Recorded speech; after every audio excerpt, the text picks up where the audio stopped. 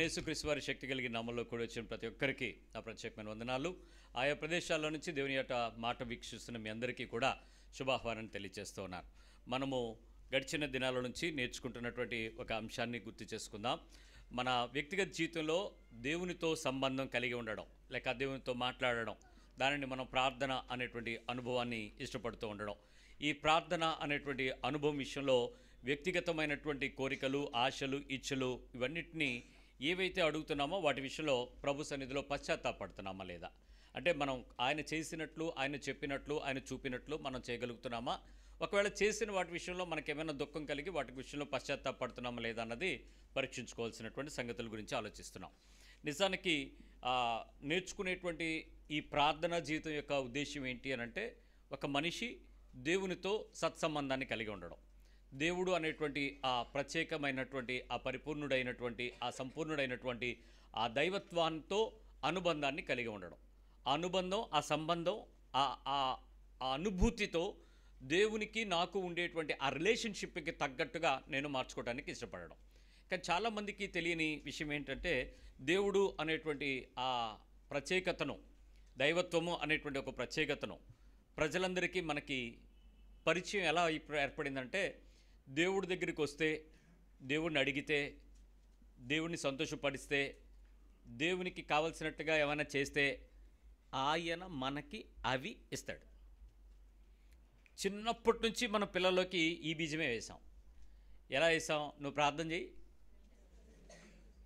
మీరు ఏ పిల్లలకైనా అడగండి, క్రైస్తవ కుటుంబాల్లో పుట్టిన పిల్లలకి వాళ్ళకి తెలిసింది ఏంటి అని అంటే, నువ్వు దేవునికి నచ్చినట్లు బతుకు, నీకు ఇస్తాడని ఎవరైనా చెప్పారా? నువ్వు ప్రార్థన చేయి దేవుడు ఇస్తాడని చెప్పారా? ప్రార్థన చేయిస్తాడని చెప్పింది బైబిల్. ఆయనకి చెప్పినట్టు చేస్తే వస్తాయని చెప్పింది. ఆయన నీతిని, రాజ్యాన్ని వెతికితే నీకు అన్నీ వస్తాయని చెప్పింది. కానీ మనుషులందరికీ దేవునితో సంబంధం అనే విషయాన్ని పక్కకు పెట్టి, దేవుని దగ్గర ఉన్న వాటిని తెచ్చుకోవటానికి నువ్వు ప్రార్థన చేయటం అనేటువంటి ఒక అనుభవాన్ని మాత్రమే నేర్పడానికి మనుషులము చాలా ఆయాసపడుతున్నాం, ప్రయాసపడుతున్నాం, ఆలోచిస్తున్నాం, కోరిక కలిగి ఉన్నాం. దాన్ని కొంచెం ప్రత్యక్షంగా ఎదుగుతున్న కొద్దీ, అంటే ఇప్పుడు ఈ చిన్నపిల్లలు ఉన్నారు కదా, ఈ చిన్నపిల్లలందరికీ సండే స్కూల్లో నేర్పించేటప్పుడు వాళ్ళు వ్యక్తిగతంగా దేవునితో ఉండే సంబంధాన్ని నేర్పించడానికే ప్రయత్నం చేస్తూ, నీకు దేవునికి ఉండే సంబంధం ఇలా ఉంటుందని చిన్న వయసులో వాళ్ళకి నేర్పడానికి ప్రయత్నం చేస్తున్నాం. వారు కావాల్సిన ఆ చిన్న చిన్న పదాలతో వాళ్ళు దేవుని రిలేషన్షిప్ని తెచ్చుకోవడానికి ప్రయత్నం చేస్తారు. దానిలో భాగమే ప్రార్థన అని కానీ ఇంకేమైనా చిన్న చిన్న విషయాలు. ఇప్పుడు ఈ వయసులో ఉండేటువంటి ఈ 2-3 సంవత్సరాల వరకు ఉండేటువంటి ఈ చిన్నపిల్లలు ప్రార్థన చేయటం అంటే వాళ్ళకి తెలిసిందల్లా మోకాళ్ళు వేయటం, వాళ్ళు దేవునికి సంబంధించిన విషయాలు ఏవో మాట్లాడటానికి ప్రయత్నం చేయటం. వాళ్ళు ఏం మాట్లాడారనే దానికన్నా వాళ్ళు మాట్లాడారా లేదన్నది ఇంపార్టెంట్. ఇప్పుడు మనం చిల్డ్రన్ చర్చ్లో నేర్పించేది ఏంటి పిల్లలకి? ప్రార్థన అనేటువంటి అంశమును నేర్పించాలి అని అంటే, వాడు వచ్చి దేవునితో సంబంధం కలిగి ఉండడం నేర్పిస్తాం. వాడు లేచి చక్కగా వచ్చి ఆ దేవుని సన్నిధిలో అందరి ముందు నిలబడి, అందరికి వందనాలు, యేసయ్యకు వందనాలు, నాకు దేవుడు కిందటి వారం పరీక్షలో మార్కులు ఇచ్చారు, నాకు పరీక్షలు రాయడానికి సాయం చేశారు, నాకు ఫస్ట్ క్లాస్ వచ్చింది, మా ఇంట్లో ఇలా జరిగింది, ఏదైనా ఒక చెప్పి వాడు ఏం చేస్తాడు? దేవుణ్ణి మహింపరుస్తాడు. వాడికి ఏం అర్థం చేస్తున్నాం? దేవునితో సంబంధం కలిగి ఉంటే దేవుడు తన జీవితంలో ఎలా నడిపిస్తున్నాడు అనే విషయం వాడికి అర్థమయ్యిందని సమాజం ఎదుట, సంఘం ఎదుట ఆయన చేసిన కార్యాలన్నిటినీ బహిరంగంగా చెప్పమన్నాడు కాబట్టి ఆ విషయం వాళ్ళకి నేర్పిస్తున్నాం. సో అదే పెద్ద చర్చిలోకి వచ్చి సాక్ష్యాలు చెప్పండిరా అంటే ఒకళ్ళు లేగడం, అదొక భయం, అదో పరిశుద్ధత, అదో ప్రేమ, అదో జ్ఞానం, అదో రకంగా చూపిస్తూ ఉంటారు.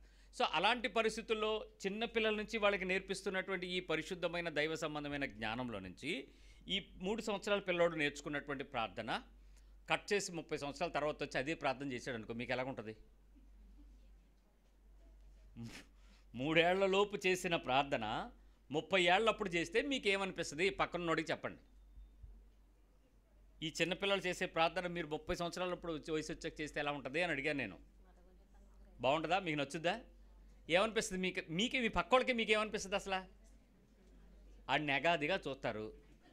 తర్వాత ఆడి మాటలను చూసి మీరు ఎలాంటి ఫీలింగ్ కలిగి ఉంటారు? ఏంటి మీకు వచ్చే అభిప్రాయం ఏంటి? ఏం రాదా మీకు? ఏమొస్తుంది?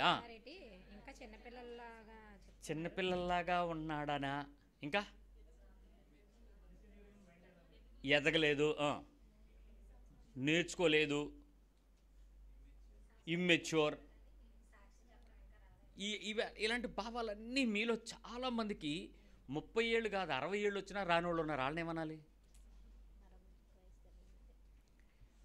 ప్రార్థన అనే పదం సరి అయినటువంటి అర్థం చేసుకోవటం తెలియకపోవటమే ఒక పెద్ద ప్రమాదం. 3 ఏళ్లలోప్పుడు వాడు ఏం చేసినా అది దేవుడు వాడి హృదయానికి, వాడి భాషకు కాదు, వాడి హృదయానికి వాడి భావానికి మధ్యలో పనిచేస్తాడు. 60 ఏళ్ళు వచ్చిన వాడికి పరిపూర్ణత వచ్చింది, వయసు వచ్చింది, జ్ఞానం వచ్చింది, బుద్ధి వచ్చింది, ఆలోచన వచ్చింది. వాడు కొన్ని విషయాలు గ్రహింపు వచ్చాయి, కొన్ని పరిస్థితులు వాడు నేర్చుకున్నాడు. వాడికి తగినట్లుగా లోకంలో వాడి కమ్యూనికేషన్, వాడికి వ్యవస్థలో కొన్ని విషయాలను నేర్పించింది. దానికి తగ్గట్టు దేవునిలో ఎదగకపోతే మాత్రం ఖచ్చితంగా వాడు ఏమనాలి? సంథింగ్. ఇప్పుడు నేను మీకు ఆ పోలిక ఏంటో మీకు చెప్పడానికి ప్రయత్నం చేస్తాను. చూద్దాం. హెబ్రీయులకు రాసిన పత్రిక ఒకసారి రండి. 5వ అధ్యాయము 7వ వచనం. హెబ్రీ 5:7. శరీరధారి అయి ఉన్న దినములలో మహారోదనముతో ఆయన యేసు ప్రభు వారు చేసినటువంటి ప్రార్థన బైబిల్లో 3 సందర్భాలలో 3 విషయాలుగా వివరించబడింది. బైబిల్ మొత్తంలో మీరు చూస్తే ఆయన జీవిత కాలపు ప్రార్థన జీవితాన్ని 3 సందర్భాల్లో చూస్తాం.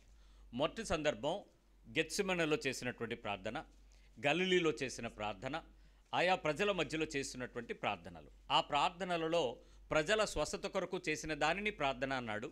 ప్రజల మధ్యలో బోధించేటప్పుడు చేసిన విషయాలలో వారి విడుదల కొరకు చేసిన దానిని ప్రార్థన అన్నాడు. దేవునితో మాట్లాడడానికి ఆయన వ్యక్తిగతంగా వెళ్ళి ప్రార్థన గడిపాను అనేటువంటి పదానికి దేవుడు ప్రార్థన అనే పదం బైబిల్ వాడింది. ఓకే, ఏం చేశారో మీకు తెలియదు, చేసిన విషయాల్ని ప్రార్థన అన్న పదం వాడారు. రెండవది, వ్యక్తిగతంగా యోహాను సువార్త 15, 16, 17 అధ్యాయాలు చదివినప్పుడు దేవునితో ఒక వ్యక్తి మాట్లాడే సందర్భాలన్నిటినీ ప్రేయర్, ప్రార్థన అనే పదంతో వాడబడింది. యేసు దేవునితో మాట్లాడేసుకున్న విషయాలు, తండ్రి అని మొదలుపెట్టి ఇలా ఇలా ఇలా అని వివరిస్తూ ప్రజలకు దేవునికి మధ్యలో ఆయన మధ్యవర్తిత్వాన్ని నిర్వహిస్తున్నట్లుగా చక్కటి విషయాలను వివరించుకుంటూ వెళ్ళిపోయాడు. మూడవ సందర్భం మళ్ళీ ఇక్కడే కనపడుద్ది మనకి. హెబ్రీ పత్రిక 5వ అధ్యాయము 7వ వచనంలో శరీరధారి అయి ఉన్న దినములలో మహారోదనముతో ఆయన ఎలా చేశాడు అనేది ఇక్కడ కనపడుద్ది. ఏంటట? రోదనతోను, కన్నీళ్లతోను, బాధ కన్నీళ్లతోను తనను మరణం నుండి రక్షింపగలవానికి ప్రార్థనలను, ఇక్కడ పదం వాడాడు, ప్రార్థనలు, యాచనలను సమర్పించి భయభక్తులు కలిగి ఉన్నందున ఆయన అంగీకరించబడెను. అంతే.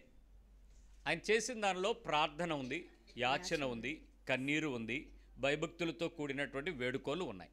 వీటిని బట్టి దేవుని ఎదుట ఆయన అంగీకరించబడ్డాడు. His prayer was admitted, accepted, his request was been processed అన్నట్టుగా వినపడుతుంది.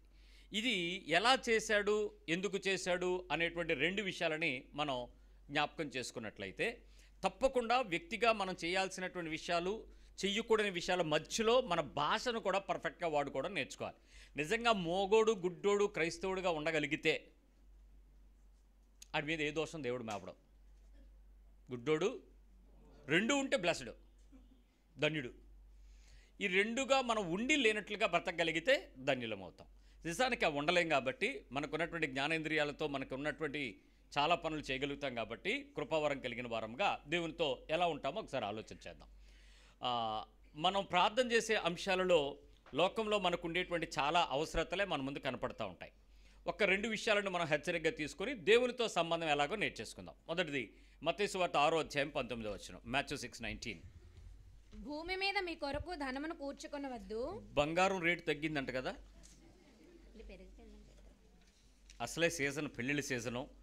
ట్రంప్ తీసుకున్న డెసిషన్స్ని బట్టి చాలా మార్వలస్ సిచ్యువేషన్స్ జరుగుతున్నాయి. రేటు తగ్గింది అనగానే పెట్టుబడి పెట్టేసుకునేసుకోవాలి. రేటు పెరిగింది అనేటప్పుడు కూడా దాన్ని అమ్మడం నేర్చుకోవాలి, అంతేగాని దాన్ని దాయడం కాదు నేర్చుకోవాల్సింది. సో అదొక పెట్టుబడిగా ఉండేటువంటి, నీకు కావాల్సిన అవసరతలు తీర్చుకోవడానికి ఉండేటువంటి ఒక విలువైన మట్టి, అంతేగాని అది నెత్తి మీద దాచుకోవాల్సింది గొప్ప విషయం ఏం కాదు. మట్టే, అది ఎక్కడ దొరుకుతుంది? ఆకాశంలోనే, భూమిలోనే. మరి మట్టే, దాని గురించి ఇంకేం చెప్పద్దు. సో ఇప్పుడు ఆ విలువైనటువంటి విషయం గురించి బైబిల్ ఏం చెప్తుంది? భూమి మీద మీ కొరకు మీరు డబ్బుని మీరేమి కూర్చుకోవద్దు, దాచుకోవద్దు. ఇక్కడ చిమ్మెటయు, ఇక్కడ ఏముంటాయి? చిమ్మెట ఉంటది, తుప్పును తినివేయును, తుప్పు కూడా తినేస్తుంది. దొంగల కన్నమ వేసి దొంగిలెదరు. పరలోకమందు మీ కొరకు ఏం చేసుకోవాలి? ఇప్పుడు పరలోకంలో డబ్బుని మనం దాచుకోవడానికి ప్రయత్నించేద్దాం. అక్కడైతే దొంగలు ఉండరు. ఇక్కడ ఖచ్చితంగా ఏముంటాయి మనకి? దొంగలు తుప్పు పట్టేసే పద్ధతి, చిరిగిపోయే చెదలు పట్టే పద్ధతి ఉంటాయి. ఇది జాగ్రత్త అని చెప్పేశాడు. రైట్. 24వ వచనం ఏం చెప్పింది? ఎవడను ఇద్దరు యజమానులకు దాసుడుగా ఉండనేరడు. ఎవరా ఇద్దరు యజమానులు? ఒకటి దేవుడు, రెండు సిరి. దేవుడు కానీ సిరి కానీ, ఈ రెండింటికి ఒక మనిషి బ్యాలెన్స్డ్గా రెండు పనులు చేయలేడు. అయితే దేవునికి దాసుడిగా అయినా ఉంటావు, డబ్బులు కన్నా డబ్బులైనా వదిలేయాలి. లేదు డబ్బుకైనా దాసుడిగా ఉండాలి, దేవుడినైనా వదిలేస్తాం. ఇక్కడ రెండింటికి ఉండలేం. ఒక వచనం మనకి చెప్తున్నటువంటి సంఘటన, ప్రభువారు మాట్లాడుతున్నది ఏంటంటే, భూమి మీద మీరు ప్రపంచమంతా ఎదురు చూసేటట్లే మీరు కూడా ఉంటే మీరు నా వారుగా ఉండలేరు. మీరు నా వారుగా ఉండాలి అని అంటే ఈ వచనాన్ని మీరు గెలవాలి అని చెప్పాడు. ఏంటి ఆ వచనం? బంగారానికి దేవునికి మధ్యలో మీ ప్రాణం ఎటువైపు ఉంటుందో చూసుకోండి. భూమి మీద మీ విలువను పెంచేది బంగారం అయితే, బంగారం కూర్చుకోవటానికి మీరు చేసేటువంటి పని, ధనాన్ని కూర్చుకోవటానికి మీరు చేసేటువంటి పని ఖచ్చితంగా నాశనానికే అవుతుంది. అక్కడ చిమ్మిట లేకపోతే దొంగలు ఉంటారు. కాబట్టి మీరు దేవుని సంబంధమైన పరిస్థితుల మధ్యలో దాచుకునేలాగా పరలోకమందు మీ ధనాన్ని దాచుకోవటానికి ప్రయత్నించండి. డబ్బు వద్దని చెప్పలేదు, ఎక్కడొద్దని చెప్పాడో చూసుకోండి. ఏం చెప్పింది బైబిల్? డబ్బు వద్దందా? వద్దనలే. బంగారం వద్దన్నా? వద్దనలే. కాకపోతే అది ఎక్కడ ఉండాలి? అక్కడ ఉండేలా చూసుకో. ఇక్కడైతే కాదు. కానీ మీరు ఎక్కడ ఉండాలని ఇష్టపడతాం? ఎక్కడ ఉండాలని గర్వపడతాం. ఎక్కడుంటే మనం ఛాతీ పెరుగుతూ ఉంటుంది, ఒక గొప్ప ఆనందంగా ఉంటుంది. అసలే సీజను, పెళ్ళు సీజను, కనపడాలి.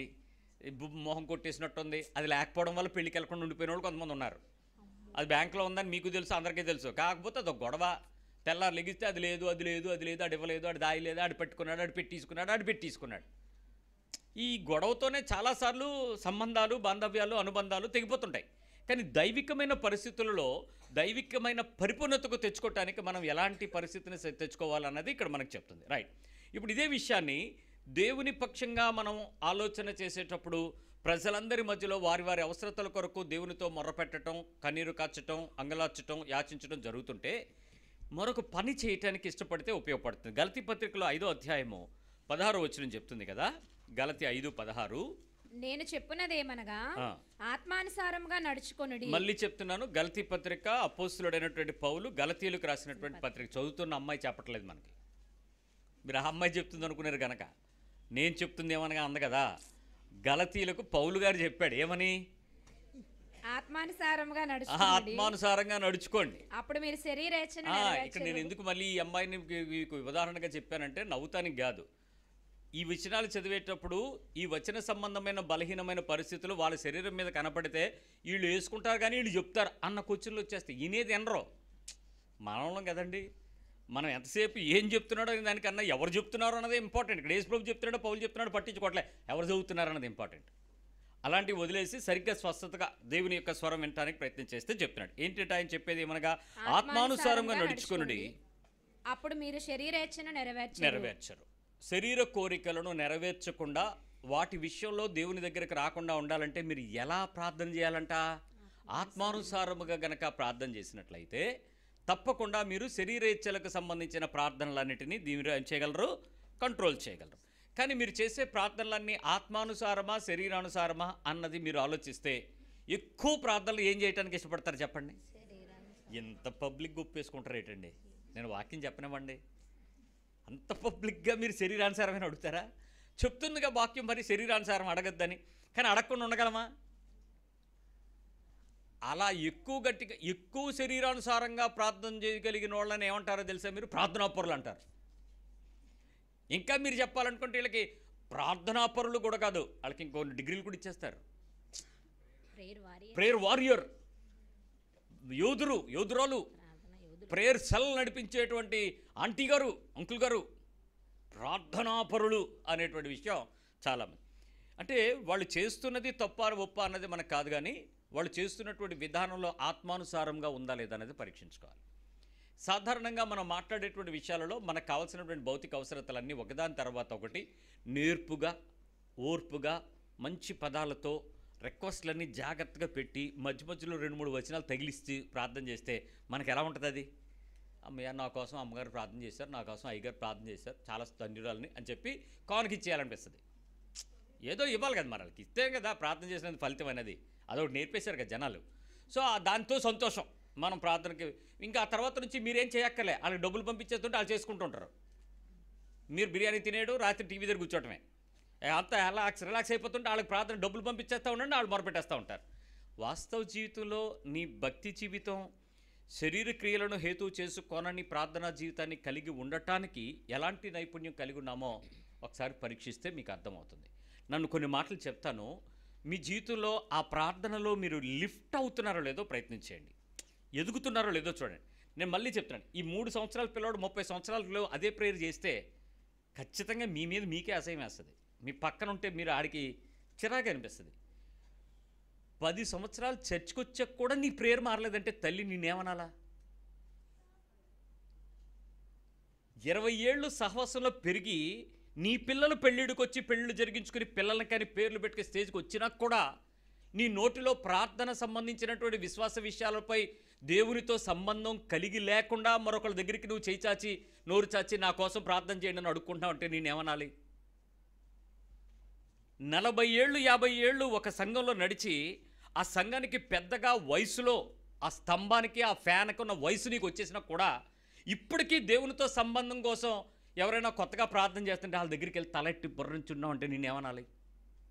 ప్రార్థన చేయించుకోవాలని ఎక్కడో చోట మీటింగులకు వెళ్ళిపోయి మీరు ఎక్కడ చూసినా ఈ సువార్త స్వస్థత మహాసభలు జరుగుతుంటే ఎక్కువగా వెళ్ళేవాళ్ళు హిందువులా అందరూ క్రైస్తవులేనా? డౌటే లేదు, క్రైస్తవులకే జరుగుతాయి ఇవన్నీ. వాళ్ళందరికి జరగాల్సిన ఎవరికి? ఆ నడిపించేవాడికి బుద్ధి లేదో వెళ్ళే మనకు బుద్ధి జ్ఞానం లేదో అర్థం కాదు. మొత్తం వెళ్ళేదంతా క్రైస్తవులే. అక్కడికి వెళ్ళిన తర్వాత ఆ సేవకుడు పెద్ద ఆత్మ సంబంధిగా మాట్లాడుతూ ప్రార్థన చేస్తుంటాడు. ఇప్పుడు ఈ క్షణమే మీరు చేతులెత్తండి ముందుకు రండి అంటాడు. ఎవరంటారు అక్కడ ముందు? కొత్తోడా పాతోడా? అందరూ పాత బ్యాచే. ఎవడకాడు దూసిపోయి ఏంటంటే డైరెక్ట్గా వెళ్ళిపోయి ఆ స్టేజ్ దగ్గర గుద్దీసుకుని ఆ పాస్టర్ గారు ఒళ్ళో పడిపోతే ఆ టైంలో పాస్టర్ గారి మీద ఉన్న అభిషేకం ఏదో ఆడి మీద దిగొచ్చి తెల్లారెప్పాటికి ఆడి ఇల్లంతా బంగారం అయిపోవాలి, ఏదో జరిగిపోవాలి. దురాశ, ఆశ, ప్రార్థన. మరి వీళ్ళందరూ ముందుకు వచ్చే వాళ్ళందరూ ఆత్మీయులు అంటారా, దురాశపరులు అంటారా, బలహీనలు అంటారా? అవసరతలో ఉన్నాడు వెళ్ళాడంటే అదో పద్ధతి. ఇక్కడ అవసరతకు మించి ప్రతి ఒక్కళ్ళకే స్వార్థమే. ఆ టైంలో ముందుకెళ్ళిపోయి స్టేజ్ దగ్గరికి పారిపోతే ఆయన కూడా అంటాడు దారివ్వండి దారివ్వండి, వాళ్ళందరికీ దారివ్వండి అంటాడు. అప్పుడు మీరు డైరెక్ట్గా ముందుకెళ్ళిపోతే ఏదో జరిగిపోద్ది. ఇక్కడ దేవుడు నీతో నువ్వు మాట్లాడే మాటలతో చిన్నపిల్లల వల్లే కాక మనస్సు పిల్లల్లాగా ఉండాలి. మాటలు జ్ఞానం కలిగినటువంటి ఆత్మీయతతో శరీరాన్ని దాటిగలిగేగా మారాలి. అలాంటివి ఎలా మారగలుగుతున్నామో ఒక చిన్న విషయాలు మీకు కొన్ని తేటగా చెప్తాను, గమనించండి. మీరు ఎప్పుడైనా మొదటి విషయం కలిగి ఉన్నవి వాటి గురించి దేవునితో మాట్లాడటం తప్పు కాదు. నా దగ్గర ఏమైతే ఉందో దాని గురించి నేను దేవునితో మాట్లాడుకోవడం నాకు తప్పు కాదు. కానీ కోరుకొనుట నేరం. ఏం చెప్పాను? కలిగి ఉండడం తప్పు కాదు, కోరుకోవటం నేరం. పిల్లలు కోరుకుంటారు, వాళ్ళకి అది తప్పు కాదు. వాళ్ళకి దాని మేలేంటో క్షేమేంటో తెలుసా? ఇచ్చే నీకు తెలుసా తెలీదా? వాడు వచ్చి నాకు లైటర్ కావాలి, వాళ్ళు భలే ఇలా అంటుంటే వెలుగుతుంది అని అడిగాడు అనుకో, నువ్వేం చేస్తావు? ఆడి చేతికి లైటర్ ఇస్తే ఏం చేస్తాడు? కాలనీ తగలెట్టేస్తాడు. కాబట్టి ఆడు అడుగుది కరెక్టే, వాడు ఇంట్లో ఒక లైటర్ ఉండడం మంచిదే. కానీ దాన్ని కోరికగా వాడు అడుగుతున్నప్పుడు అది మంచిదా క్షేమం అనేది చూసిన తల్లిగా నువ్వు ఆలోచిస్తావు. దానికి వాడు నిరంతరము ఏడుస్తూ ప్రార్థన చేస్తున్నాడు అనుకోండి, ఏది కన్నీటి ప్రార్థన కాదా? అది కన్నీటి ప్రార్థన కాదా? మరి అది ఏడుపుగా ఏమంటారు? ఏడుపు కొట్టు అంటారా? మనలో చాలామందిని కలిగి ఉన్న వాటి విషయాలను బట్టి మనం మాట్లాడేటువంటి స్థితికి కోరుకునేటువంటి స్థితికి తేడా తెలిసిన ప్రార్థన నీకు తెలుసా? ఎగ్జామ్ చేసుకోండి. మీకు నేను ప్రశ్నించే ప్రతి ప్రశ్నకు నీ లోపల ఏంటిది, నేను ఇలా చేస్తున్నానా, ఏమైనా ఇలా చేస్తే ప్రభువా నన్ను క్షమించి, నేను ఇలాంటివి చేయకుండా నీతో మాట్లాడడం నాకు మళ్ళీ కొంచెం పర్ఫెక్ట్గా నేర్పించని చెప్పు. You should change your mind, attitude, vocabulary, language, spelling. ఆ పద్ధతి నేను నాకున్న సంబంధం దేవునితో నా అనుభవం అనేటువంటిది మార్చిపోతే ఇంక నువ్వు ఎప్పటికీ మార్చుకోలేవు. It should be a matured. రెండోది, ఉండుట తప్పు కాదు కానీ తృప్తి లేకపోవటం నేరం. ఉండడం, ఇందాక నేను చెప్పింది కలిగి ఉండడం. ఉంది నా దగ్గర, దాని గురించి నేనేం తప్పుగా ఫీల్ అవ్వట్లేదు, అది ఉంది కాబట్టి. కానీ తృప్తి లేని తనం ఉంది చూసారా, అది నేరం. దేవుని దగ్గరికి వచ్చిన తర్వాత నీలో వస్తాయి ఈ లక్షణాలన్నీ. నిజంగా మిమ్మల్ని మీరు ఆలోచించుకోండి. మీ దగ్గర ఏమైతే దేవుడు ఇచ్చేశాడో ముందు మీ దగ్గర ఉన్నవన్నీ కలిగి ఉన్నాయి. తెలివి, జ్ఞానము, సంపాదన, ఉద్యోగము, వ్యాపారము, వ్యవహారము, అందము, పొడవు, ఇల్లు, వాకిలి, వ్యవహారిక ఆర్థిక ధనం, ఇలాంటివన్నీ మీరు కలిగి ఉన్నారు. ఇవి బై డిఫాల్ట్ వచ్చాయి. మీ పితృల సంపాదనను బట్టి కానీ, దేశంలో నువ్వు బతకడాన్ని బట్టి కానీ, సామాజిక న్యాయాన్ని బట్టి కానీ, బట్ చదువుకున్న చదువుని బట్టి ఏదో ఒకటి బై డిఫాల్ట్ మీరు అందరూ ఉన్నారు. ఈ పిల్లలకి తెలియదు అవి ఎందుకున్నాయో, కానీ మీకు తెలుసు. ఇప్పుడు వయసులో ఉన్న మనందరికీ తెలుసు ఇవేంటి ఎలా ఉన్నాయో, ఎలా వచ్చినాయో మీకు తెలుసు. మీరు చరిత్ర అడిగితే చెప్తారు, నేను చాలా కష్టాలు పడ్డాను, అప్పుడు ఎన్ని బాధలు పడ్డామో, ఎలాంటి పరిస్థితులు ఉన్నావు. బట్ అవన్నీ నువ్వు మర్చిపోయావు. ఇప్పుడు నువ్వు కలిగి ఉన్న స్థితి నీ దగ్గర ఉంది. ఇప్పుడు నేను కలిగి ఉన్న తర్వాత ఉండి ఉన్న స్థితి గురించి మాట్లాడుతున్నాను. ఎస్, వీ హ్యావ్ మనకుంది. తృప్తి లేని తనం నీలో ఉందేమో చూడు. దేవుని దగ్గర మాట్లాడేటప్పుడు ఉందా లేదా? తృప్తి లేని మాటలు ఉన్నాయా లేవా? తృప్తి లేని తనం. దీన్ని లింకప్ ఏంటంటే కోరికతో మరి బయటకు తీసుకొచ్చేవన్నింటిలో తృప్తి ఉండదు. ఉన్న వాటి స్థితిని బట్టి తృప్తి లేని మాటలు నీ నోట్ల నుంచి వచ్చేటప్పుడు నీది మెచ్యూరిటీ అనాలా, ఇమ్మెచ్యూరిటీ అనాలా? ఉండి ఉన్న స్థితిని బట్టి ఆలోచించండి. సైకిల్ ఉన్నవాడికి బండిని చూడంగానే ఏమనిపిస్తుంటుంది? అనిపిస్తుంది. బండికి కారుని చూడంగానే ఏమనిపిస్తుంది? అనిపిస్తుంది. కారు ఉన్నవాడికి ఇంకేదో చూస్తే వీడికి ఏమనిపిస్తుంది? అనిపిస్తుంది. ఇప్పుడు ఇవన్నీ అనిపిస్తున్నాయి. కాలు లేనోడికి ఎలాగనిపిస్తుంది? అసలు వాడికి ఒక కాలే ఉంది. ఇప్పుడు ఈ మిగిలిన విషయాల గురించి వాడు ఏం ఆలోచిస్తూ ఉంటాడు? ఇప్పుడు ఉండిన స్థితి ఏంటి? నీ హృదయంలో ఉండేటువంటి తృప్తి లేని తనం ఏంటి చెప్పు? 2 కాళ్ళు ఉన్నాయి, 2 చేతులు ఉన్నాయి, అవయవాలలో పోరాడుతున్న దుర్నీతి తప్ప శరీరం అంతా పర్ఫెక్ట్గానే ఏడిచింది. ఇది ఉండి కూడా తృప్తి లేని తనం మనలో ఎంతమందికి లేదు? ఎవరికి ప్రాబ్లము? ఇప్పుడు ఒకసారి చూడండి, మీ పక్క వాళ్ళు చెప్పండి, నీ దగ్గర ఉన్నదంతా నీదని చెప్పండి. ఎవరిని చూసి ఏడవద్దని ఇప్పుడు చెప్పండి. వాళ్ళకి ఏడుపు ఉందా లేదని వాళ్ళు అడగండి. లేదన్నోడు ఎవడన్నా ఉన్నాడా? ఖచ్చితంగా ఉంది. ఆడికి ఉంది, ఆడికే వచ్చేసింది. వాళ్ళకేమండి? ఏమండి అంటే ఏమండే? ఉన్న స్థితిని బట్టి నీలో తృప్తి లేనితనాన్ని ఏమనాలి? ఇప్పుడు నువ్వు చేసే ప్రార్థన నీకు ఎలాగుంది చెప్పు?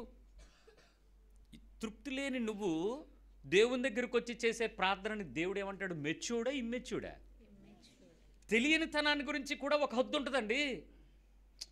బుద్ధి మాలినటువంటి పిల్లవాడు చేసే చేష్టలకి మనమే గుండె కత్తుకుంటాం. ఎందుకు? వాడు ఎదగలేదు, వాడు ఇంతే అని. మా వీధిలో ఒక కుర్రాడు ఉంటాడు.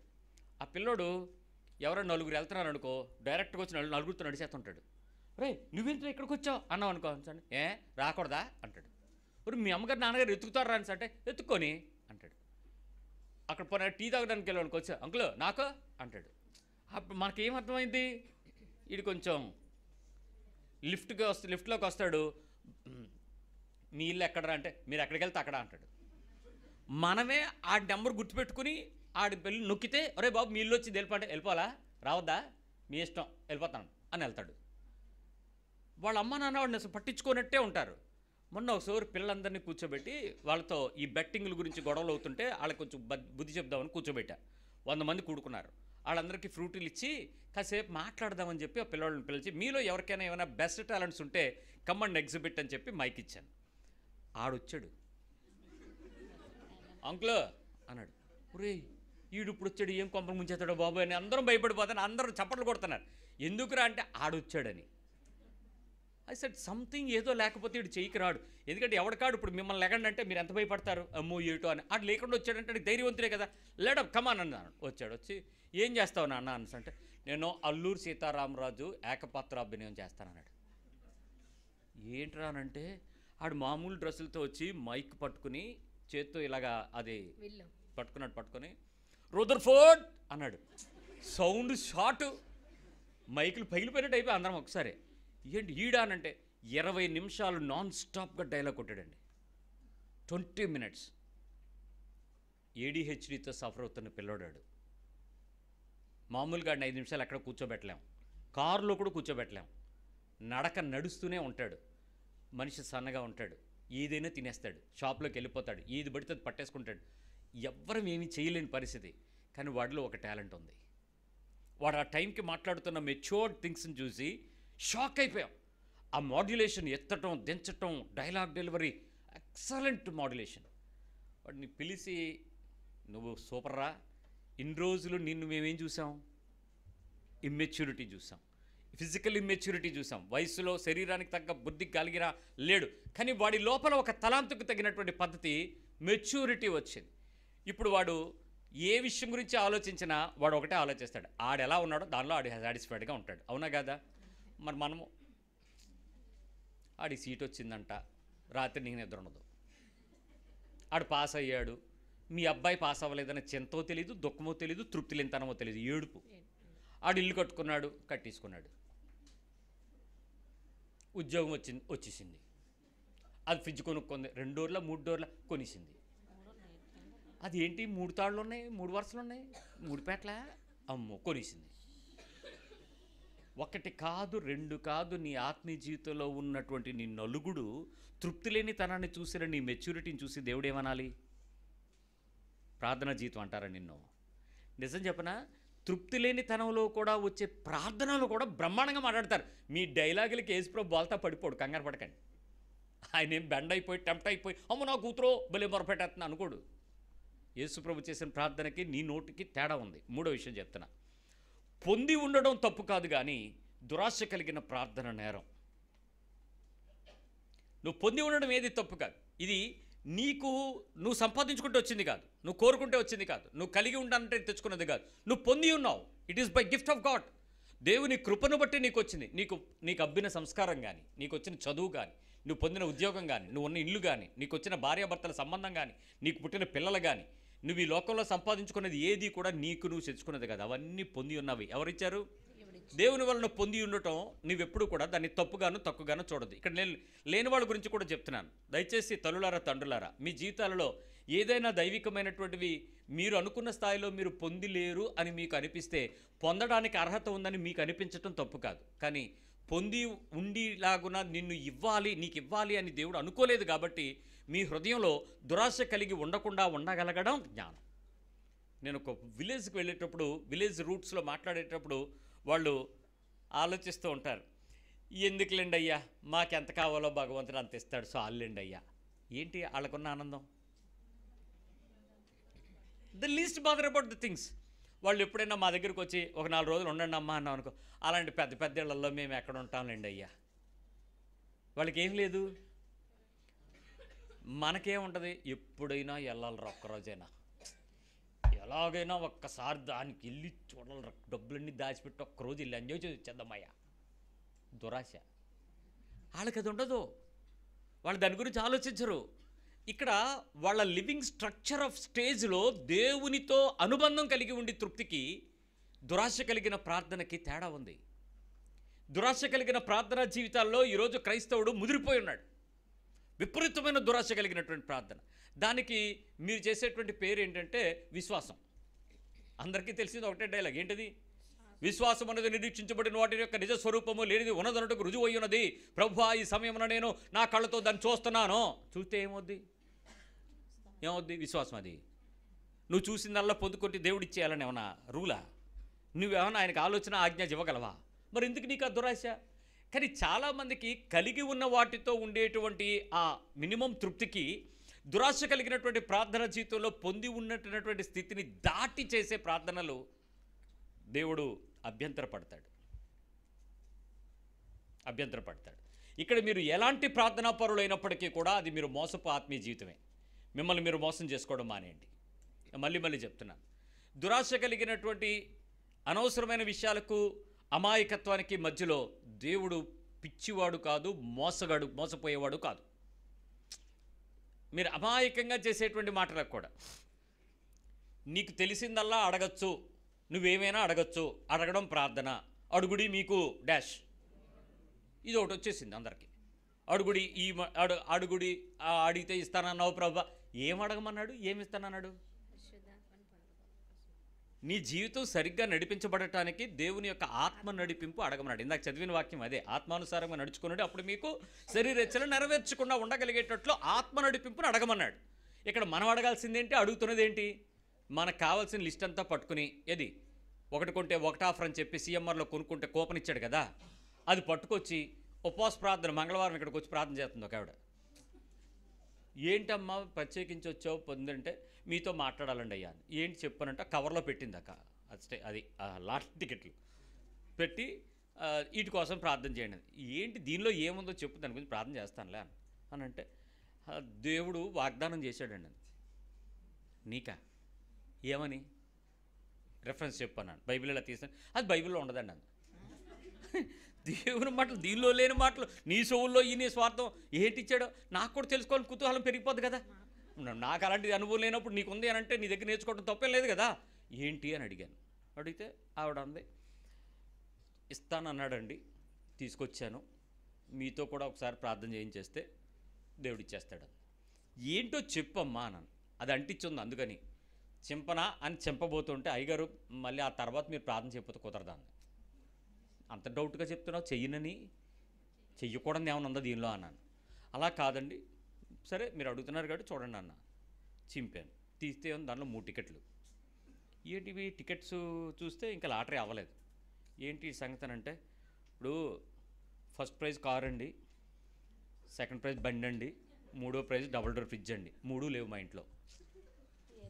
3 టికెట్లు పట్టుకొచ్చాను. విశ్వాస సహితమైన ప్రార్థన పరలోకం నుంచి సమాధానం ఇస్తాడని యాకోబు పత్రికలో మన వారం మీరు వాక్యం చెప్పారు. నేను ఏదైతే ఆలోచిస్తున్నానో అదే చెప్పారు. అది ఎవరి మాట?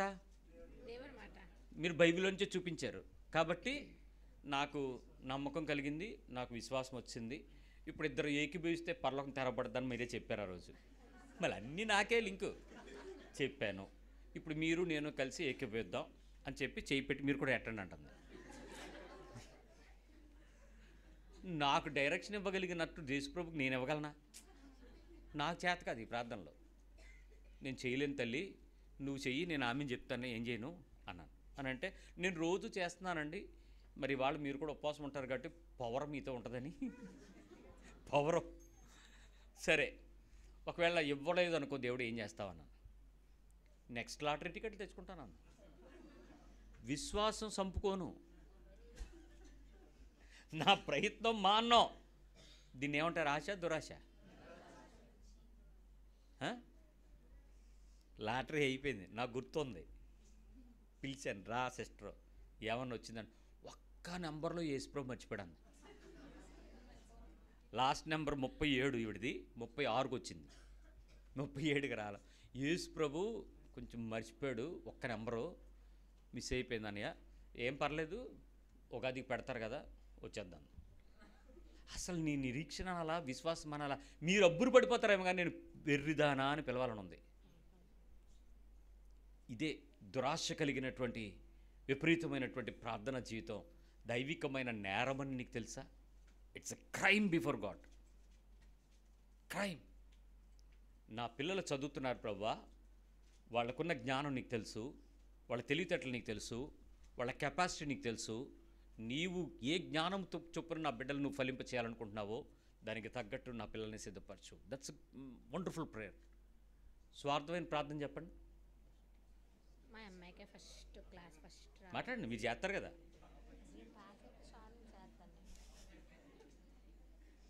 ఏం క్లాస్ రావాలి? స్టేట్ ఫస్ట్ వద్దా? స్టేట్ ఫస్ట్, సెంట్రల్ ఫస్ట్ కూడా అడగండి. ఏదో ఒకటి చేసేయి, ఎలాగో ఒకలాగా చెయ్యి. నా కూతురికి, నా కొడుకు అది మాత్రం నువ్వు ఇచ్చేయి. నువ్వు ఇస్తావో నమ్ముతున్నావు, ఇవ్వకపోతే ఊరుకోను, ఉపవాసం ఉంటాను, నువ్వు చూసుకో. పరీక్ష రాసేంత వరకు నేను ప్రార్థనలోనే ఉన్నాను. నువ్వు నన్ను మర్చిపోతే ఒక అన్యాయస్తుడు కాదు. నువ్వు ఎన్ని ముందరకాళ్ళకు బంధాలు వేసినా మోసపోకుండా దేవుడు వెక్కిరించబడ్డావు. ఎందుకు నీలో ఆ దురాశ? ఇక్కడ చాలా విచిత్రమైనటువంటి బలహీనత మనం అర్థం చేసుకోవాల్సిన ఒక దైవికమైన జ్ఞానం ఆలోచించాలి. బాబు పుట్టాడు, తొలిసూరు బాబు పుడితే హ్యాపీయా కాదా? కొంతమందికి హ్యాపీ. నెక్స్ట్ ఎవరైనా పుట్టచ్చా? పలానా వాళ్ళే పుట్టాలా? అదే ఆడపిల్లే పుట్టాలా లేకపోతే బాబే పుట్టచ్చా? ఎవరైనా పర్లేదా? ఒక కామన్ సెన్స్ ఏంటంటే ఫస్ట్ బాబు అయిపోతే తర్వాత ఎవరు పుట్టినా okay, advantage are bonus. First పాప పుడితే నెక్స్ట్ ప్రేయర్ ఏంటి? ఖచ్చితంగా ఏం కావాలి? ప్రభువా ఎలాగైనా వా రా సు డూనివ్వు ప్రభువా. ఆ డూని ఇచ్చిస్తే ఆడు తన్నినా తన్నించుకుంటాం, తర్వాత ఆడు తోసినా తోయించుకుంటాం, ఆడు ముద్ద పెట్టకపోయినా మేము వెళ్ళి పెన్షన్ కార్డు లైన్లో నుంచుంటాం. నువ్వు మాత్రం ఏదో ఒకటి డూని ఇచ్చే ప్రభువా, ఎలాగొకలాగా ఇచ్చే. దీన్ని ఆశ అంటారా, స్వార్థం అంటారా? చెప్తాను, కంగారు పట్టుకొని. ఈ విషయం నేను మొన్న మా పాస్టర్ గారు మాట్లాడుతున్నప్పుడు నేను భలే జ్ఞానంగా మాట్లాడాడు. అమ్మా ప్రార్థన చేసుకుంటున్నావా మరి మా పిల్లడి కోసం అని అడిగిందంట ఒక ఆవిడ వచ్చి. ఆవిడందంటే అదేంటండి, మా ఆయన గారు ఓ మాట చెప్పారండి అని. ఏంటనంటే, ఇప్పుడు మా ఇంట్లో ఫంక్షన్ అవుతుంది అనుకోండి, ఏం కావాలో మేము చెప్పి అది తీసుకురండి అంటే బాగుంటుందా మిమ్మల్ని అని అడిగిందంట. మా ఇంట్లో ఫంక్షన్ అవుతుంది, వదినా నువ్వు ప్రెస్టీజు 4 బర్నరు స్టవ్ పట్టరా అని చెప్తే నీకు ఎలా ఉంటుంది? నీకు కావాలి, నీ కెపాసిటీని బట్టి నువ్వు గిఫ్ట్ తెస్తావు, కానీ నా రిక్వైర్మెంట్లు డిమాండ్లు ఇస్తానా? శ్రీను నువ్వేం చేసి పడితే తేకు, నువ్వు ప్రెస్టీజ్ కుక్కర్ పట్టరా చెప్పాను అనుకో, బాగుంటుందా? వచ్చిన వాడు బహుమానం తీసుకొస్తున్నప్పుడు ఎలా తేవాలి? వాడు సంతోషంగా తేవాలి, ఇష్టపూర్వకంగా తేవాలి, నచ్చింది తేవాలి, మెచ్చుకున్నది తన కెపాసిటీని బట్టి వాడు తెచ్చిస్తాడు, అంతేనా? ఇప్పుడు గర్భఫలం నీదా ఆయిందా? ఇప్పుడు ఆయనకి నువ్వేమన్నా చెప్పి నాకు ఇత్తే అనాలా, ఆయన ఇచ్చింది తీసుకోవాలా? లాజిక్ బాగుంది కదా? ఆయన ఏది ఇస్తే అది బెటర్, కానీ నాకేది కావాలో చెప్పి అది తేకపోతే మన మూతి తిప్పితే ఎలాగ ఉంటుంది? సో ఇప్పుడు అది ఖచ్చితంగా ఆయన ఏది ఇస్తే, అందుకని మా ఆయన గారు ఆయనకి ఏది కావాలో, ఆయన ఏది ఇస్తే సంతోషమో, మనకి ఏది ఇస్తే ఆయన సాటిస్ఫై అవుతాడో, ఆయన సంతోషాన్ని బట్టి ఇవ్వాలనుకున్నది ఇస్తే మనకు తృప్తిగా ఉండాలి, కానీ మగపిల్లడానికి కావాలని ప్రార్థన చేయటం తప్పని మా ఆయన గారు చెప్పారు వదిన, కాబట్టి నేను అలాంటి ప్రార్థన చేయను అన్నాడు. ఏమోనమ్మా, మీది మీ మతమోనో, మీ మతం వేరు మా మతం వేరు, మరి ఇద్దరు దేవుడు ఎవరో? ఇప్పుడు స్వార్థమైన ప్రార్థన ఏంటి? మగపిల్లడిని ఇవ్వు, ఆడపిల్లని ఇవ్వు, ఎలాగైనా ఇవ్వు, ఎలాగైనా ఇవ్వు.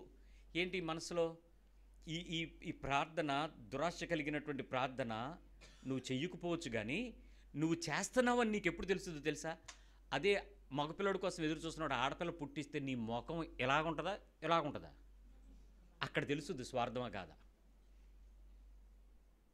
ఆ లేబర్ పెయిన్స్ లోపల పడతా ఉంటే బాగా కేరమని ఏడుపు వచ్చిన వెంటనే మన కుతూహలం ఏంటి, ఆసక్తి ఏంటి? దేవా స్తోత్రం, అది వస్తుందా? ఏమొస్తుంది? ఆడమగ ఆడమగ ఆడమగ ఆడమగ ఆడమగ దేవుని స్తోత్రం. స్కానింగ్ డాక్టర్ చెప్పకపోవడం చాలా సంతోషం. ఆ టెన్షన్ 9వ నెల లాస్ట్ రోజు వరకు ఉంటుంది. మొత్తానికి అక్కడ నుంచి వార్త వచ్చిందనుకో, అమ్మా నీకేమి మా లక్ష్యం పుట్టిందనుకో, పుట్టిందా? ఒరే మీ అత్తను పిలు, నేను వెళ్ళొస్తాను. మరి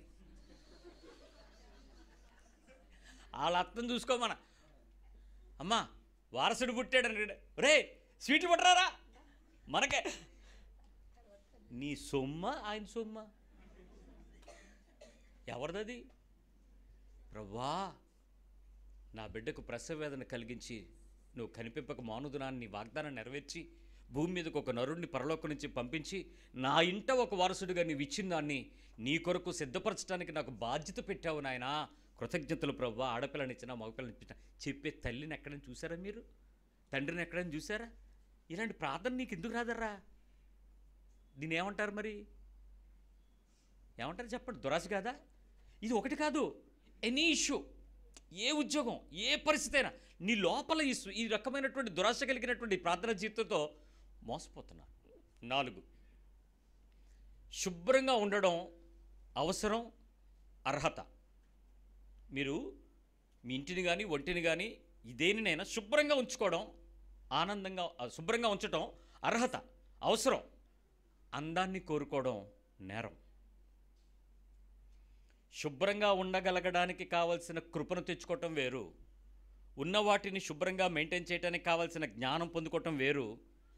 దానిని అందానికి మలుచుకోవటానికి పడే ప్రార్థనా జీవితంతో తిప్పలు పట్టడం నేరం. నిన్ను తయారు చేసేటప్పుడు దేవుడు ఎంత జ్ఞాపకం చేసుకున్నాడో తెలుసా? పార్వతీపురంలో మెసేజ్ చెప్తున్నాను మీకు ఎన్నోసార్లు. ఆయన ఒక మనిషిని జ్ఞాపకం చేసుకునేటప్పుడు, ఒక పిండాన్ని తయారు చేసేటప్పుడు ఒక చుక్క రక్తంలో నుంచి నిన్ను తయారు చేస్తాడు, చుక్క బొట్టులో నుంచి, చుక్క అనే శుక్రకణంలో నుంచి నిన్ను తీసుకొస్తాడు, రెండింటిని కలుపుతాడు, రెండింటిని వృద్ధిపరుస్తూ ఉంటాడు. జీన్స్ అని భూమి పునాదులు ఏర్పాటు చేయబడినప్పుడు ఆదాము సంతానము శరీరం లోపల పెట్టిన దానిలో నుంచి క్రమాన్ని ఉత్పత్తి చేసి భూమిని తారుమారుగా చేసి భాషలు మార్చేసిన తర్వాత శరీర భౌగోళిక పరిస్థితులకు తగిన రూపాలను, తగిన వర్ణాలను, రంగుని, కాంప్లెక్షన్ని, భాషలని ఏర్పాటు చేసి భూమంతా మనుషుల్ని చెదరగొట్టి వాళ్ళలో జీన్స్ని ప్రత్యేకంగా మోడిఫై చేసుకుంటూ ఆయా దేశాలలో మనుషులు అని మిమ్మల్ని సిద్ధపరిచాడు, మనల్ని తయారు చేశాడు. మన తాలూకా ప్రారంభ నుంచి నీ అంతం వరకు నీ టోటల్ లైఫ్ స్టైల్ని ఆ జీన్ అనే ఒక చిన్న క్రోమోజోమ్లో ఫిక్స్ చేసి పెట్టేశాడు. అదొక వెంట్రుకలో వెయ్యో భాగం. దాన్ని తీసుకొచ్చి నీ శరీరంలో పెట్టి నీ రూపాన్ని తయారు చేసేటప్పుడు నీ బొగ్గలో, నీ నుదుటి వెడల్పు, నీ గడ్డం, నీ పెదాల సైజు, నీ పలువరస, నీ వెంట్రుకల ప్యాటర్న్, నీ కనుగుడ్డు, నీ కిడ్నీ సైజు, నీ బాడీ రంగు, నీ బాడీ ఎత్తు, వెడల్పు, దానిలో ఎంత కోట్ల మెసేజ్ పెట్టాడో తెలుసా? ఆ జీన్స్లో ఎన్ని కోట్లు పెట్టాడో తెలుసా? నీ ఫస్ట్ ఈ పన్ను ఎప్పుడు ఊడిపోవాలో రాశాడు. అంటే ఎవడ పీకాలో కాదు, ఏంటంటే ఎక్కువ నేను పీకుతాను కదా. సో అది ఎప్పుడు ఊగాలో, ఎప్పుడు పాల పన్ను పడిపోయినాక పెద్ద పన్ను రావాలో ఈ డిసైడెడ్ ఇన్ ద జీన్స్. నీ శరీరంలో ఆడపిల్లవైతే నీ ఫెర్టిలిటీ, నీ యొక్క రజస్వల మొదటి రజస్వల ఏ సమయమున ఏ సకలో ఆ ప్యూబర్టీ జరగాలో హీ డిసైడెడ్. ఒక పురుషుడిగా నీ జీవితం ఏ నిమిషానికి నీ స్వరము మారి నీ శరీరము ఒక పరిపక్వమైన ప్రౌఢజీవిగా మారే స్థితిని కలిగి ఉండాలో హీ డిసైడెడ్. ఇది ఆ 1000వ వంతు వెంట్రుక వాసులో ఉండే దానిలో నిక్షిప్తం చేసి నిన్ను డిజైన్ చేసి నిన్ను రూపాన్ని తయారు చేసిన తర్వాత ఆ అచ్చు పగలగొడిచాడు. ఇంకోటి తయారు చేయడు దానిలో, ఫిక్స్డ్. చూసుకోండి, ప్రపంచంలో కోట్ల జనం ఎవరితోనో మనం మ్యాచ్ అవ్వం. కోట్ల జనం, ఫింగర్ ప్రింట్స్, కన్నులో ఐరిష్, హెయిర్ ప్యాటర్ను. ఏఐ ఎందుకు ఇంత సక్సెస్ అయింది అని అంటే బికాజ్ ఆఫ్ డిఫరెన్స్. ఎవ్రీ మనిషి యొక్క ప్యాటర్న్ డిఫరెన్స్ ఉండడం వల్ల ఇక్కడ నుంచి ఈ భాగం ఉంది చూసారా, ఈ బుగ్గలో ఈ భాగం, దీనిలో 1500 డాట్స్ని ఏఐ క్యాలిక్యులేట్ చేస్తుంది. 1500 ప్యాటర్న్స్ తీసుకుంటుంది. అందువల్ల నువ్వు ఈ ప్రపంచంలో ఎక్కడికి వెళ్ళినా ఎయిర్పోర్ట్లో నిన్ను పలానా అని గుర్తుపట్టగలదు. జస్ట్ ఈ పోర్షన్ని 1500 ఐటమ్స్ తీసుకుని నీ ఇమేజ్ని ఫెచ్ చేయగలదు. అందుకు అంత పర్ఫెక్ట్ ఇమేజ్ వచ్చేస్తుంది. మీరా అని ఆశ్చర్యపోయేలాగా తయారైపోతుంది. అది ఈజీ అయ్యింది, ఎందుకంటే దేవుని సృష్టిని రికార్డ్ చేయడానికి ఒక టెక్నాలజీ డెవలప్ చేసుకున్నారు, మనుషులకి ఇచ్చిన జ్ఞానం. అది ఇంత తయారు చేయడానికి దేవుని యొక్క ఆలోచన ఒక రూపంలో ప్రత్యేకంగా తయారు చేశాడు అని అంటే నీకు ఆయనకి ఉన్న సంబంధం ఎలా ఉండాలని కోరుకుంటున్నాడు? మరి నువ్వెందుకు దానికి ఇంకా స్నోలు, క్రీములు, ప్లాస్టిక్ సర్జరీలు, రాత్రి నుంచి తెల్లారి వరకు ఇక్కడ చెయ్య, దానికేమో మేగడ, దానికేమో పేడ, దానికేమో ఇంకేడో చెప్తే దానికి పేస్టు, దానికేమో ఆడేదో సబ్బు అంటే ఆ సబ్బు ఇక్కడ దొరకదంటే మళ్ళీ అక్కడెక్కడో సబ్బు. ఒక తిప్పలు కాదు కదా. ఎందుకు నీ ముఖం దానికో బ్యూటీ పార్లర్కి వెళ్ళిపోవడం, ఇక్కడ బాగలేదు అక్కడ బాగలేదు, ఇక్కడ నీ ముఖం ఏంటి రఫ్గా ఉంది, దీంటి స్మూత్గా ఉంది, ఏటి మెరిసిపోతుంది, ఏటి రాసావు, ఏంటి తిప్పలన్నీ? ఇది దేవుడు ఏర్పాటు చేసిందని శుభ్రంగా ఉండు, చక్కగా సబ్బు వేసుకో, సబ్బు ఇటుకో ఇసుకో ఏదో రుద్దుకో, శుభ్రం కాదంటలేదు. దాన్ని నేనేమి ఎందుకు చేసావు ఎందుకు చేయలేదని నేను అడగను, అది ఏ సబ్బు అని నేను చెప్పను. అది మీరు వాడుకోండి. మీ రెగ్యులర్గా మీ శరీరానికి ఏం పడితే సార్, అది బాత్రూమా కాస్మెటిక్స్ రూము కనపడదు ఒక్కోసారి. పొద్దున పూటకి ఇది, మధ్యాహ్నానికి ఇలా నొక్కునేది, సాయంత్రానికి ఎలా పొడుచుకునేది, ఎన్ని క్రీములో వరుసన ఏదో బ్యూటీ పార్లర్ లాగా ఇంటి నిండా. ఎండలో నుంచి వచ్చేటప్పుడు ఒకటి, మంచులో నుంచి వచ్చినప్పుడు ఒకటి, రాత్రి పడుకునే ముందు ఒకటి, తెల్లారు లేచినప్పుడు ఒకటి, ఆఖరికి ముఖం చూస్తే గజ్జి. ఎండ్ ఆఫ్ ద డే దాని ముఖం చూస్తే గజ్జే. ఏంట్రా దీని బాధ అంటే అందము మోసకరము, సౌందర్యము వ్యర్థము, చదివేది అదే. ప్రార్థన ఏంటి? ప్రభువా ఏమనాలి నిన్ను? ప్రపంచంలో కోట్ల కష్టార్జితాలు నాశనం అయ్యేవి మూడే. ఒకటి హెయిర్ స్టైల్, 2 నెయిల్ స్టైల్, 3వది లిప్స్టిక్, అదే కాస్మెటిక్స్. ఈ మూడింటి మీద ప్రపంచం చాలా కోట్ల రూపాయలు ఖర్చు పెడుతుందంట, విపరీతమైనటువంటి ఖర్చు. అయితే ఇక్కడ నువ్వు శుభ్రంగా ఉండడం తప్పు కాదు, అందం కోసం పడడం తప్పు. తినకుండా ఉండు, కంట్రోల్లో ఉంటావు. తిన్నాక సైకిల్ ఎక్కి తొక్కమని ఎవడు చెప్పాడు? ఏంటి నొప్పి, ఎందుకు తొక్కాలా? తగిన క్యాలరీలు తిను, తగినంత నవ్వుతున్నారు ఎందుకు? ఈ జిమ్ముల నిండా ఇదే కొట్టేసుకుంటున్నారు మా దగ్గర. ఏమన్నా అది ఎక్కువ పరిగెట్టేస్తుంది, నేను తొక్కలేకపోతున్నాను. మీకు ఒక వాషింగ్ మిషన్ డ్రమ్ పెట్టేస్తే ఇంట్లో బట్టలు ఉతికేయచ్చు.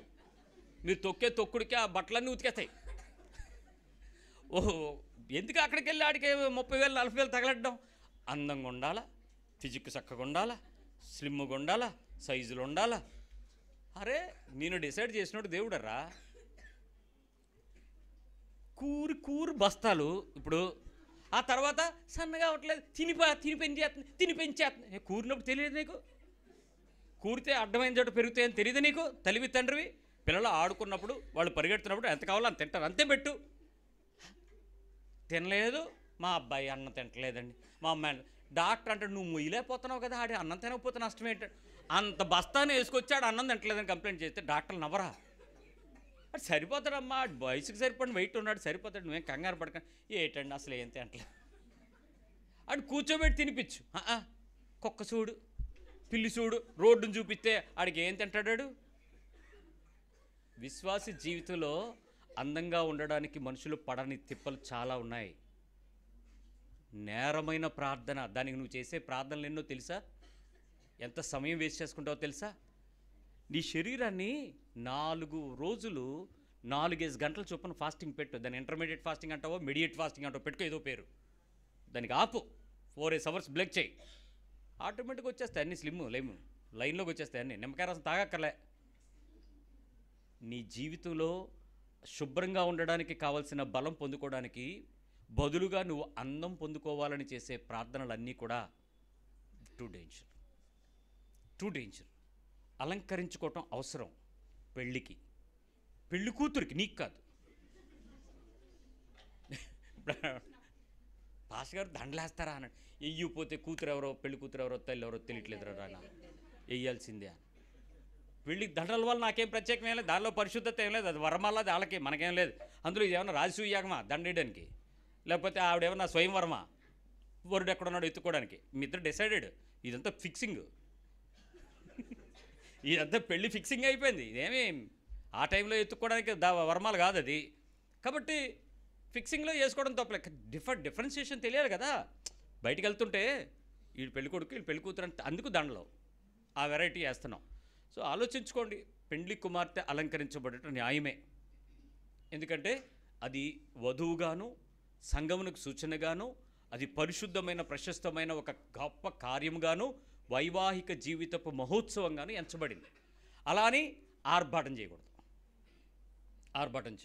నల్ల శుభ్రంగా తెల్లదైపోతే 2 లీటర్లు మినరల్ వాటర్ వేసి కడిగితే గప్ప తెల్లగా రాకపోతే, ఆ రూపం మారకపోతే ఏమంటుంది దాన్ని? ఫౌండేషనా, మేకప్పా? మెత్తేస్తూ ఉన్నారు. నల్ల పిల్ల తెల్లదైపోయింది పెళ్ళిలో. వీటి ఎక్కడో చూసినట్టుంది, పెళ్లి కూతురు మారిపోయింది ప్రభువా. తర్వాత చెప్పాడు, అన్నయ్య మా ఆవిడే, మీరే కంగారు పడకున్నారు, అమ్మయ్య రక్షించావురా, ఇంత తెల్లగా తయారైపోయింది ఏంట్రా. చేతులు కూడా పేస్ట్ వేసారు, బ్రహ్మాండం తయారు చేశారు. అంటే పెళ్లి వరకు యాక్సెప్టెడ్. మరుసటి రోజు ఫోటోలు న్యాచురల్ అయితే ఏమవుతావు? లేనిది తేవద్దు, లేనిది తెచ్చుకోవద్దు నాయనా. ఊడిపోతే ఏమవ్వదు, దాన్ని మొలిపించుకోవడానికి గుండు కణాలు ఎట్టుకోకు. పరుగులు ఎత్తుకుని వెళ్ళిపోయి రైల్వే స్టేషన్ ఎగాలంగానే ఆడు మీ ఎదురుగా ఉంటాడు, బట్టతలా ఆడు ఎంట్రన్స్లోనే, మీకు బట్టతలా చింతవద్దు, డాక్టర్ బోత్రా ఉంటాడు. ఎందుకు ఉన్నాడు? వెంట్రుకు 10,000 ప్లాంటేషన్ ఎంత 1000, 60 రూపీస్, 60 రూపాయలంట ఒక కన్నం పెట్టి ఇక్కడ ఎక్కడో పీక అక్కడ దూర్చడానికి. అవి మొలుస్తాయి సస్తాయి తర్వాత. అంటే అందము అనే మోసం వెనక మనం పరుగులు పెట్టేటువంటి వాళ్ళము ఎంతమంది లేమో రంగు ప్యాకెట్లు వేసుకుని.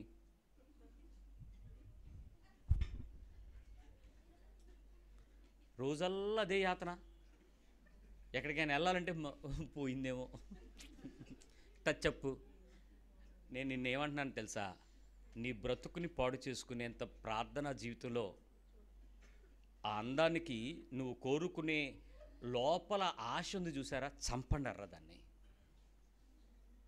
బాగా కనపడాలనే ఆశ ఉంది చూసారా, క్వైట్గా ఉండండి. మీ వయసుకు వచ్చే పెద్దరికం జ్ఞానము. నువ్వు ఉద్యోగస్తురాలువా, వేసుకో. ఎందుకంటే అక్కడ అధికారులు నీ మీద అబ్జెక్షన్ చేసుకుంటారు. నువ్వు జాబ్ చేసే ప్రొఫైల్లో ఉంటే that makeup is one of the body asset. అది వాళ్ళకి కంపల్సరీగా అది అవసరం. ఓకే, నువ్వు ఉద్యోగస్తురాలు కాబట్టి చేసుకో, తప్పేం లేదు.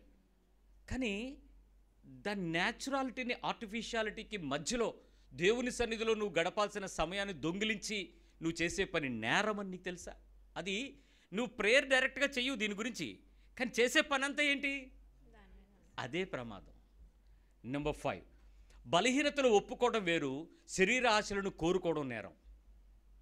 చాలామంది బలహీనతలు ఒప్పుకునే ప్రార్థన చేస్తారు. ప్రభువా, చేయకూడదని తెలుసు నాయన, ఇది వద్దు ప్రభువా, ఇది విడిపించు నాయన, ఇలా చేయకుండా ఉంటాను ప్రభువా, ఇది ఇలా చేయాలనిపిస్తుంది నాయన. ఈ బలహీనతలను ఒప్పుకుని నువ్వు చేసేటువంటి ప్రార్థనలన్నీ దేవుడు యాక్సెప్టెడే, అంగీకరిస్తాడు. కానీ బలహీనతలు నెరవేర్చుకోవటానికి, శరీరాశలు నెరవేర్చుకోవటానికి చేసే ప్రార్థనా జీవితం దేవుడు నేరం అంటాడు. శరీర కోరికలను ప్రార్థన చేసేటువంటి స్థాయికి పెంచడం. చాలామందికి శరీర కోరికలు, శరీరాశల కోసం ప్రార్థన చేస్తున్న వారిలో, ప్రభువా ఇది నాకు తప్పని తెలుసు, దీని మీదకు మనసెళ్లకుండా సహాయం చేయి, ఇది దేవుడు వినే ప్రార్థన. ప్రభువా నాకు చెయ్యాలని ఉంది, ఈ ఒక్కసారికి ఎలాగొకలా చేయలేక చెయ్యి, ఇంకోసారి వద్దులే. ఇది అమాయకమా? తెలివితేటలా?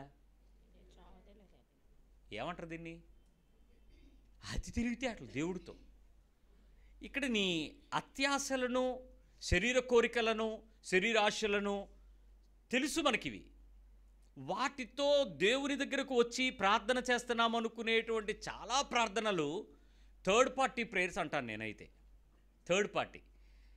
న్యాచురల్గా నీ కెపాసిటీ ఏంటో, నీ సిచ్యువేషన్ ఏంటో నీకు తెలుసు. కానీ మూడో వాడికి ఒక 1000 రూపాయలు పంపించి చేయమని ఆడేం ప్రార్థన చేస్తాడు చెప్పండి? మీకు కావాల్సిన చేస్తాడా? ఆడు కొంచెం యాడింగ్స్ ఉంటాయా? అన్ని యాడింగ్సేనా? అవన్నీ ఏంటి దేవుడు ఆమెనంటాడా? అనడు. కానీ అవన్నీ దురాశపరమైనటువంటి శరీరాశల కొరకు కోరుకునే ప్రార్థనలు. నో, దేవుడు అంగీకరించడు. ప్రభువా, ఉద్యోగం నుంచి నేను విడుదలవుతున్నాను, నువ్వు నాకు ఇవ్వబోతున్న దాంతో నేను, నా కుటుంబము, నా భవిష్యత్తుని నీ చేతిలో పెడుతున్నావు, మమ్మల్ని నడిపించు, నీ కృతజ్ఞతలు, స్తోత్రాలు, ఆమెన్. ఇది ఒక చక్కటి ప్రార్థన. దేవుని నడిపింపు కొరకు, దేవుని దయను బట్టి కృతజ్ఞతలు చెల్లిస్తున్నటువంటి ప్రార్థన. దేవుడు యాక్సెప్ట్ చేస్తాడు. శరీర ఆశలతో చేసే ప్రార్థన చెప్తాను. ప్రభువా, పెన్షన్ స్కీమ్ ఎలాగైనా నరేంద్ర మోడీని, అమిత్ షాని మాట్లాడి ఈ రాత్రికి రాజ్యసభలో స్పెషల్ చట్టం ప్రవేశింపచేసి, ఆ తర్వాత లోక్సభలో దాన్ని యాక్సెప్ట్ చేసి, నేను రిటైర్ అయ్యే లోపు మాత్రం నాకు నెలకి పెన్షన్ 40,000 వచ్చేలాగా చేయను ఆయన.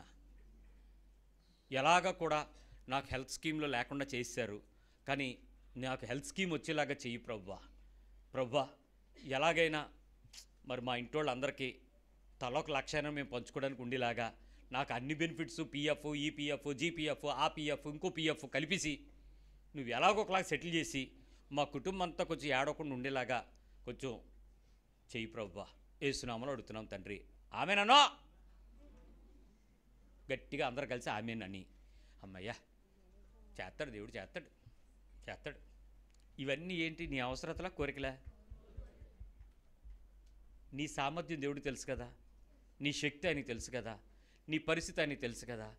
నిన్ను దీవించలేకపోవటం దేవుని చిత్తమేమీ కాదు. అర్హత లేని వాడికి దీవించాడని నువ్వు అనుకోవటం కూడా తప్పే. దేవుడు కొందరిని ఆస్తికర్తలుగాను, కొందరిని బేదలుగాను నిర్ణయించిన వాడు దేవుడే.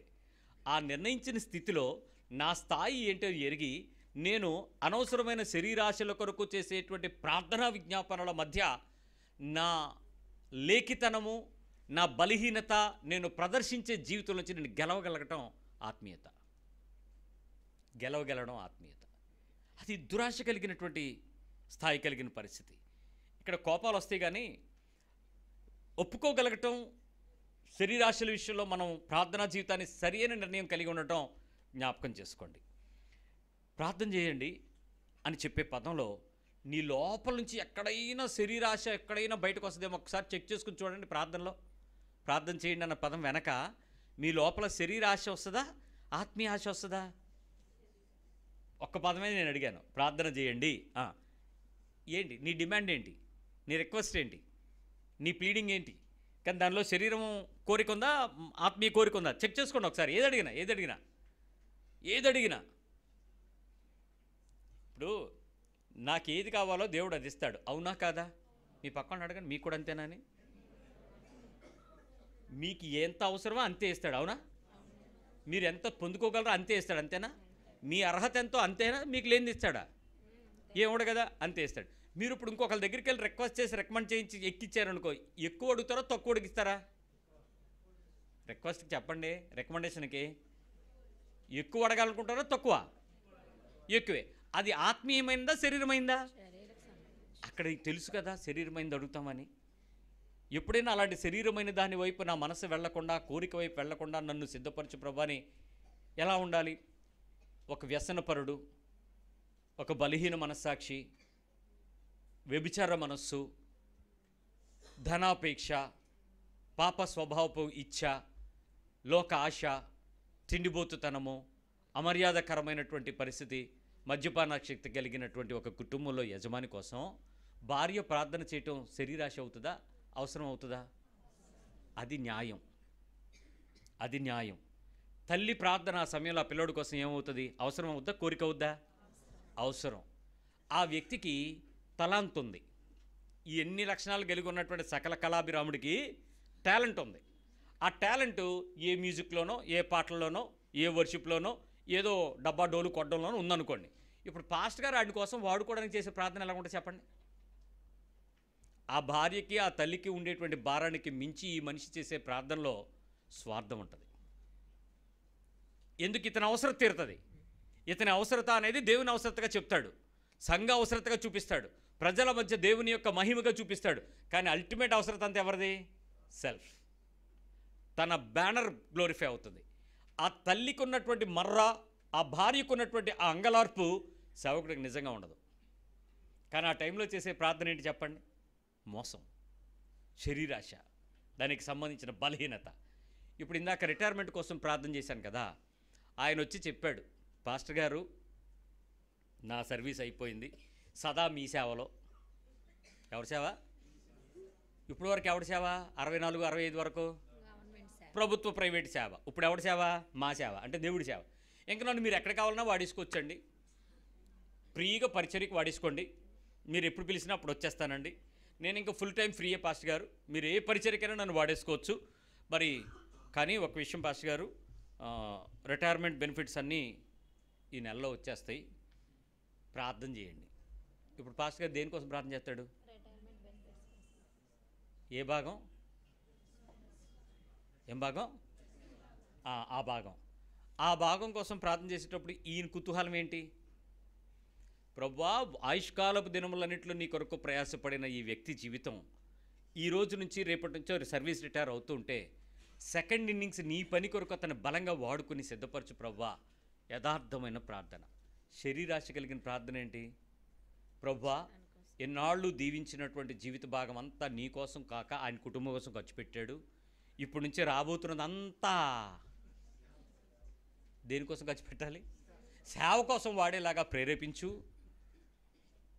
తప్పుడు నిర్ణయాలు తీసుకోకుండా తన్ని సిద్ధపరచు. ఇంకేదో మొరపెడతాడండి. ఇవన్నీ ఏం ప్రార్థనలు? దేనికోసం ప్రార్థన? డబ్బు, భాగము.